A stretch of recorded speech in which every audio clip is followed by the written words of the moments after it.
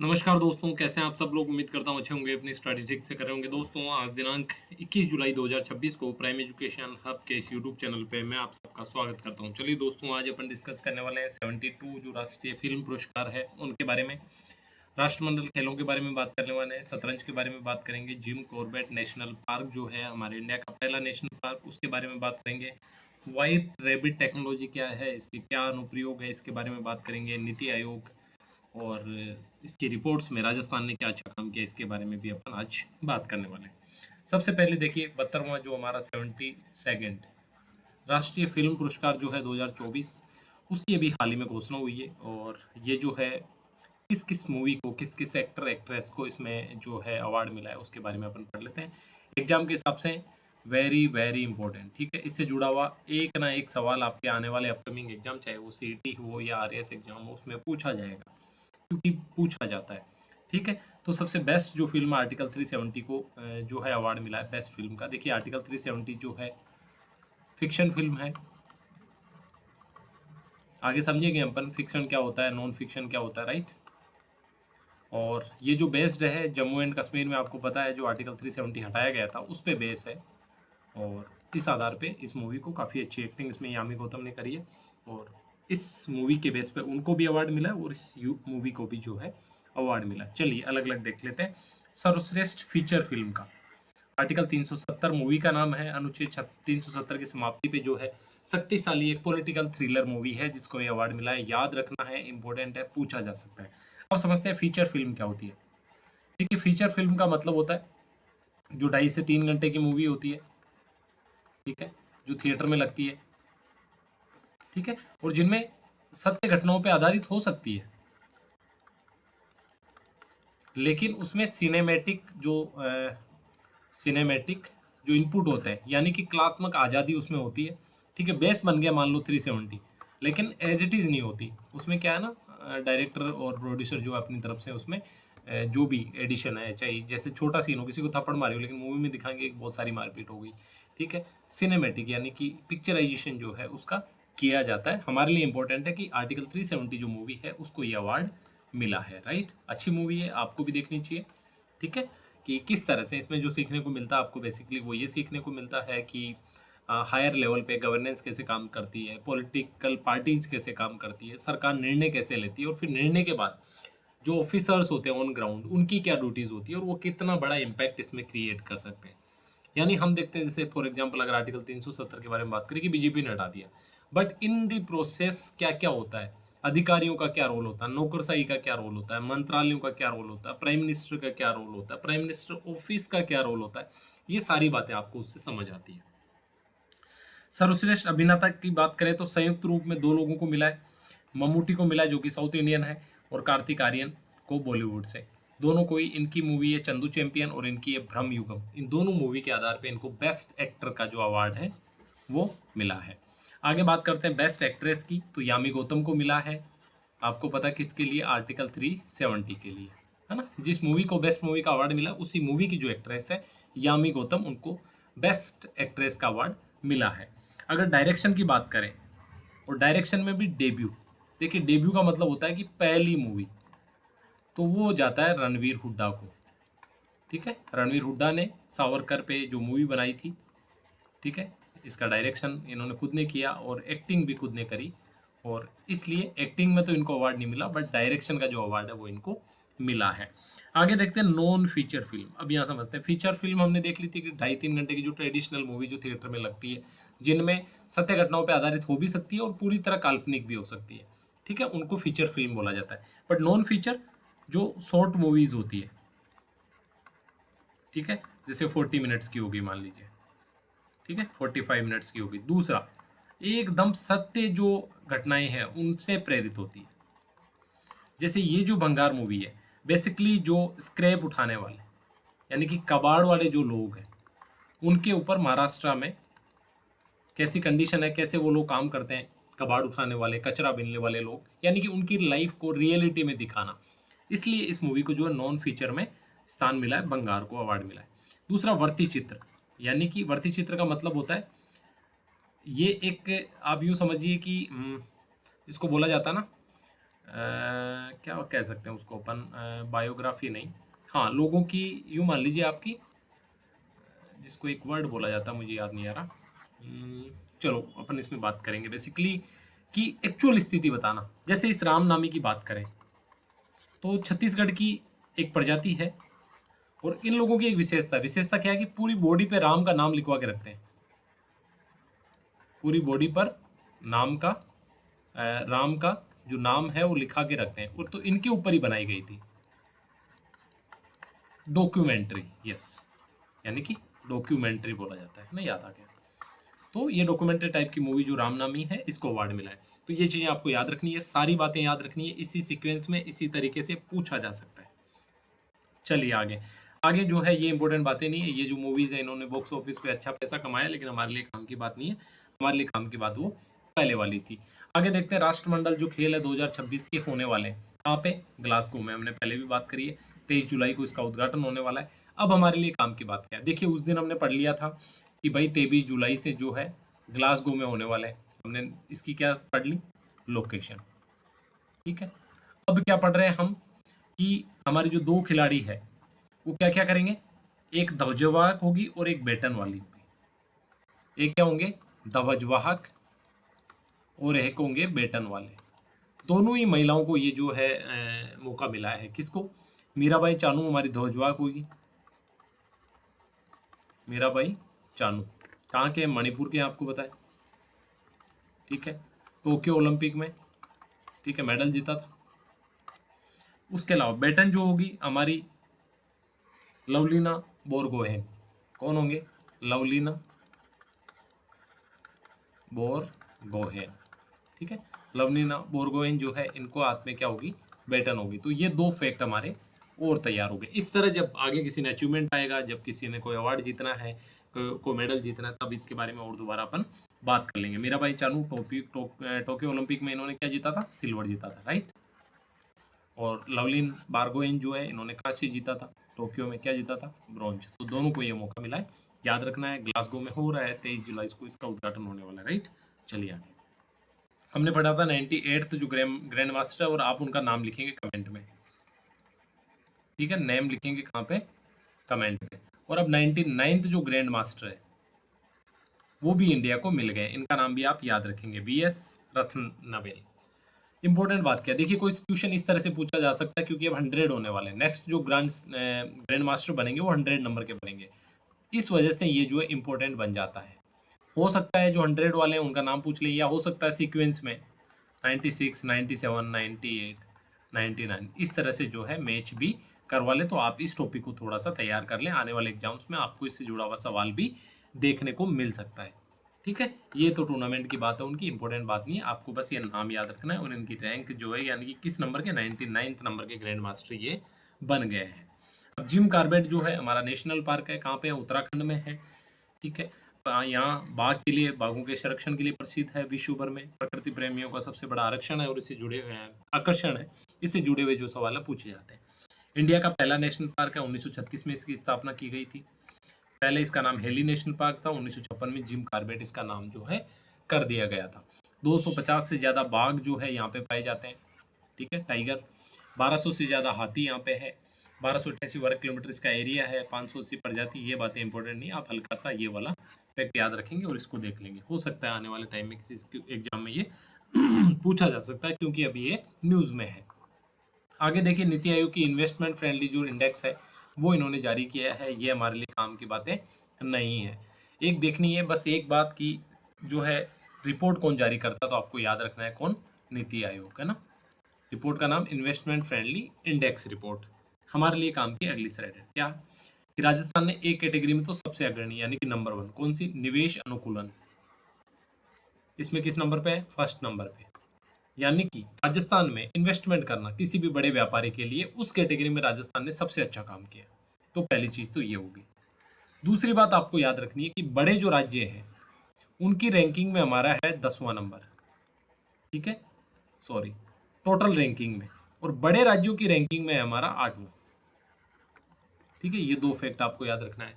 सबसे पहली बात कि निवेश अनुकूलता में हमारी रैंक क्या है? नंबर 1 है।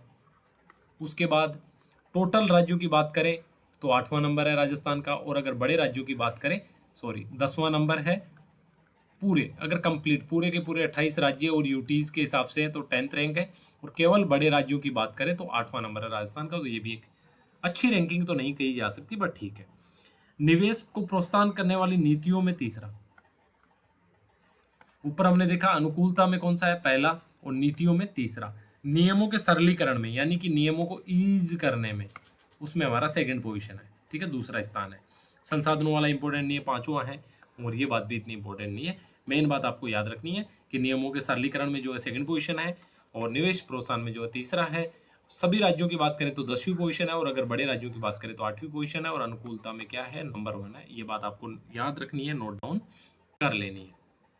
आगे देखिए, हम जब भी एआई की बात करते हैं, जब भी स्पेस इंडस्ट्री की बात करते हैं, जब भी परमाणुओं के बारे में बात करते हैं, जब भी आतंकवाद के बारे में बात करते हैं, जब भी डेटा प्राइवेसी के बारे में बात करते हैं, इन तमाम बातों के समय हम एक बात करते हैं कि यार दुनिया में कोई ऑर्गेनाइजेशन नहीं है। यानी कि इन बातों पे दुनिया के जितने भी देश है, जितने भी जो लीडर्स हैं, उनको एकजुट आना चाहिए एक मंच पे, और कोई ना कोई कानून बनाना चाहिए। क्योंकि ये टेक्नोलॉजी ऐसी आने वाले समय में भी पूरी मानव प्रजाति को प्रभावित करने वाली है। तो ऐसे टेक्नोलॉजी के ऊपर अच्छा कानून बनना चाहिए, ये बात हम हमेशा करते हैं। बट यहाँ पे चीन ने एक इनिशिएटिव लिया है, किस पे, एआई को लेके एक संगठन बना रहा है, world organisation artificial intelligence cooperation organisation. World artificial intelligence cooperation organisation ये बना रहा है, ठीक है।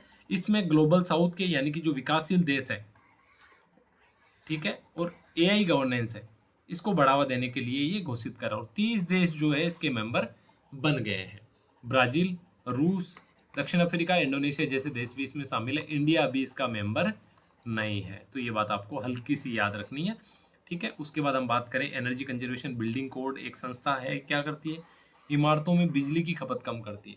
हमने बात करी थी किस तरह से इमारतों में अगर आप पेड़ पौधे लगा दें तो आपको एसी की जो डिमांड है, एसी की जो रिक्वायरमेंट है वो कम हो जाती है। तो इस तरह के बिल्डिंग कोड्स बनाने का काम कौन करती है, एनर्जी कंजर्वेशन बिल्डिंग कोड जो संस्था है वो, ताकि दीवार, छत, एसी, खिड़कियों के लिए ऊर्जा बचत के नियम तय करता है, ठीक है।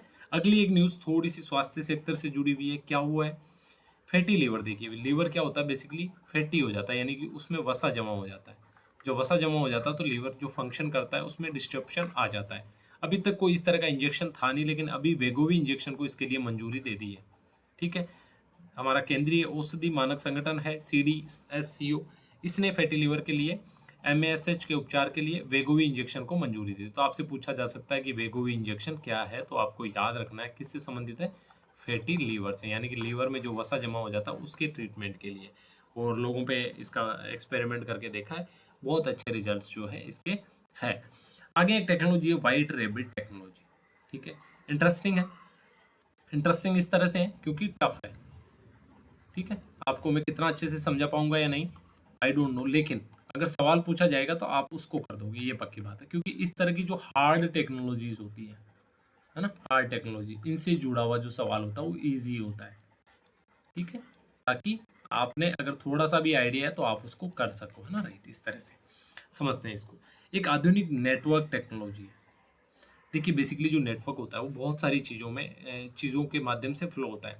जैसे फॉर एग्जांपल हमें जो मोबाइल में नेटवर्क मिलता है वो टावर के माध्यम से मिलता है, यानी कि टावर के माध्यम से, सैटेलाइट के माध्यम से, इन सब माध्यम से मिलता है। जबकि कुछ इंटरनेट केबल्स हमें वाईफाई जो मिलता है, ठीक है, ये केबल के माध्यम से मिलता है, ठीक है, जिसको OFC केबल बोला जाता है। इसी प्रकार से एक अत्याधुनिक नेटवर्क टेक्नोलॉजी है व्हाइट रैबिट। इसमें क्या होता है, मूल रूप से यूरोपीय परमाणु संगठन ने बनाई थी, ये इतनी इंपॉर्टेंट बात नहीं है, वैज्ञानिक प्रयोग के लिए विकसित किया है। ये ईथरनेट नेटवर्क पर डेटा ट्रांसफर करते हुए हजारों डिवाइसेस की घड़ियों को नैनो सेकंड सटीकता से सिंक्रोनाइज करती है। देखिए क्या होता है, बेसिकली हमारी जो डिजिटल वॉच होती है, हमारी जो घड़ियां हैं, ये सभी एक साथ सटीक टाइम किस वजह से बताती है, हमारे उपग्रहों से जो डेटा हमें मिलता है, जो GPS से डेटा मिलता है। लेकिन इन सब डेटा में भी सेकंड्स का, माइक्रो सेकंड्स का जो है वेरिएशन आ जाता है। आपने देखा होगा कई बार अगर आप वॉच यूज करते हैं तो 1-2 महीने में आपकी जो वॉच है ना वो 1-2 मिनट आगे पीछे हो जाती है, आप इसको रियलाइज नहीं करते, ठीक है। जब आपने 1-1.5 साल तक भी अपनी वॉच को नहीं देखा तो 5 से 7 मिनट आगे पीछे होना बहुत स्वाभाविक है, ठीक है। बेसिकली किस वजह से होता है, क्योंकि इसका सिंक्रोनाइजेशन जो है उस तरह से नहीं है, क्योंकि ये डिजिटल वॉच नहीं है। और डिजिटल भी है तो भी इसमें लैगिंग होती है, तो भी रियल टाइम अपडेट नहीं होता। अब जो ये वाइट रेबर्ट टेक्नोलॉजी जो इंडिया ने ईजाद की है, इंडिया ने जो यूज करना है, इसका जो इनोग्रेशन हुआ है, ये सारी घड़ियों को नैनो सेकंड के स्तर की सटीकता देता है। यानी कि जो गड़बड़ टाइम में जीपीएस की वजह से हो रही थी, जो गड़बड़ बाकी सैटेलाइट की वजह से, गड़बड़ बोले तो थोड़ा सा चेंजेज, वो भी अब नहीं होने वाला। ठीक है, इसकी वजह से जो है बहुत सारी चीज़ों में इसका फ़ायदा मिलने वाला है। जीपीएस से बेहतर है, ज़्यादा सुरक्षित है, ज़मीनी नेटवर्क पे काम करता है, ऑप्टिकल फाइबर या कॉपर केबल्स के जरिए बिना सैटेलाइट के सटीक समय को जो है बता सकता है। और लेटेंसी बोला जाता है समय की गणना में आने वाली जो कमी है या फिर आने वाला जो अंतर है। तो इसमें जो लेटेंसी है वो बिल्कुल नहीं के बराबर है, एकदम कम। ये पूरी तरह जैमर प्रूफ नेटवर्क है, ठीक है, और डेटा मैनिपुलेशन भी इसमें संभव नहीं है। तो हमारी जो बैंकिंग है, टेलीकॉम है, साइबर सुरक्षा है, इन सब में जो है इसका यूज हो सकता है। तो इस बात को आप याद रखेंगे। थोड़ा सा टफ है, लेकिन एक बार और आप इसको री स्टार्ट करके देख सकते हो। ठीक है, कैसे बनाया है, निर्माण जो है आईएसटी नेटवर्क पे हुआ है लॉन्च, ठीक है, बेंगलुरु। ये इंपॉर्टेंट बातें नहीं, आप जस्ट एक बेसिक आइडिया इस टेक्नोलॉजी के बारे में रखें, उसी से आपका क्वेश्चन जो है सॉल्व हो जाएगा। ठीक है, और तो इसका जो इनोग्रेशन है वो हो गया है। आगे बात करते हैं पीएम मोदी की जो कूटनीति है। देखिए, इंडिया ने आजादी से ही अपनी जो रणनीतिक स्वायत्ता है वो बनाए रखी है। क्या होती है रणनीतिक स्वायत्ता? यानी कि हम किसी भी, ना यूएसए के, ना यूएसएसआर रूस के, ना किसी और तीसरे कंट्री के खेमे में कभी पूरी तरह बैठे हैं। हमने हमेशा बोला कि ठीक है, आपसे भी दोस्ती है, आपसे भी दोस्ती है, हमें अपना काम अपने तरीके से करने दीजिए। और वही अभी भी मोदी जी ने किया है। यानी कि अमेरिका और चीन दोनों के बीच संतुलन बनाते हुए, अब देखिए रूस की जगह जो है धीरे धीरे चाइना लेता जा रहा है। तो चीन और अमेरिका के बीच संतुलन बनाते हुए एक नई तरह से अपने जो लाइक माइंडेड कंट्री है उनके साथ में कोलैबोरेशन मोदी जी कर रहे हैं। जैसे फ्रांस की यात्रा उन्होंने की, स्लोवाकिया की, सेशल्स की, उसके बाद जापान, इंडोनेशिया, ऑस्ट्रेलिया और न्यूजीलैंड का दौरा हाल ही में किया। तो विशेषज्ञ जो है ना, इसको G-2 की रणनीति बता रहे हैं। क्या बता रहे हैं? G-2 की रणनीति। यानी कि 2 कौन? ये चाइना और अमेरिका, बाकी ग्लोब, और G-2 की जो रणनीति है उस पर मोदी जी चल रहे हैं। और हमने एक दिन पहले भी आर्टिकल में बात करी थी कि किस तरह मोदी जी ने, या हमारी भारत सरकार ने, मोदी जी का नाम लेना उस तरह से ठीक नहीं होगा, कि कितने शानदार तरीके से, क्योंकि इसमें सब लोग इन्वॉल्व होते हैं। अब ये जो जियोपॉलिटिक्स क्राइसिस था ईरान और अमेरिका के बीच में, इस बीच में जो कच्चे तेल की कीमतें, जिस तरह से पेट्रोल और डीजल की कीमतें बढ़ने के रूप में परिलक्षित हुई बाकी देशों में, इंडिया ने उस तरह से इम्पैक्ट जो है नहीं प्राप्त किया। उसकी वजह थी कि हमने अपने तेल के जो आयात के स्रोत हैं उनका विविधीकरण कर दिया, यानी कि उनको अलग अलग देशों से हमने कर लिया। जैसे ऑस्ट्रेलिया के साथ परमाणु ऊर्जा यूरेनियम वाला किया, जापान के साथ रक्षा उत्पादन और प्रौद्योगिकी में सहयोग की बात करी, न्यूजीलैंड के साथ में नौसैनिक अभ्यास, सूचनाओं का आदान प्रदान, इस पर सहमति बनी, इंडोनेशिया को ब्रह्मोस मिसाइल बेची। तो तमाम इस तरह से कि मोदी जी बहुत ही समझदारी से, या यूँ कहें इंडिया की जो विदेश नीति है वो बहुत बेहतर तरीके से उस तरह से बैलेंस वे में काम कर रही है। अब देखिए, एक जो महिलाओं से जुड़ा हुआ एक आंदोलन था जिसको बोला जाता है फेमिनिज्म, और ये 1970 से ही बहुत लोकप्रिय हुआ। लेकिन अब इस मुद्दे के संबंध में एक नई बात, एक नई तरह की बात जो है राइटर इस आर्टिकल में कर रहे हैं। बेसिकली स्त्रीवाद ये बोलता है कि भाई स्त्रियां जो है उनके साथ बहुत शोषण हुआ है, ठीक है, उनको घर का कामकाज नहीं करना चाहिए, उनको बच्चों की परवरिश में अकेले जो है भागीदारी नहीं निभानी चाहिए। ये तमाम बातें जो है फेमिनिज्म वाले जो महिला आंदोलनकारी है, ठीक है, वो हर बार करते हैं, और इनमें बहुत ऑब्जेक्शन भी नहीं किया जाता कि हाँ ठीक है, ठीक बात कर रहे हैं। यहाँ एक नया सर्वे आया है अमेरिका में। क्या कह रहे हैं इसमें? कि अधिकांश जो महिलाएं हैं वो समान वेतन और अधिकार तो चाहती है, लेकिन खुद को फेमिनिस्ट नहीं कहलाना चाहती।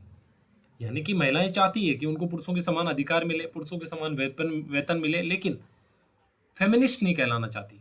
क्यों?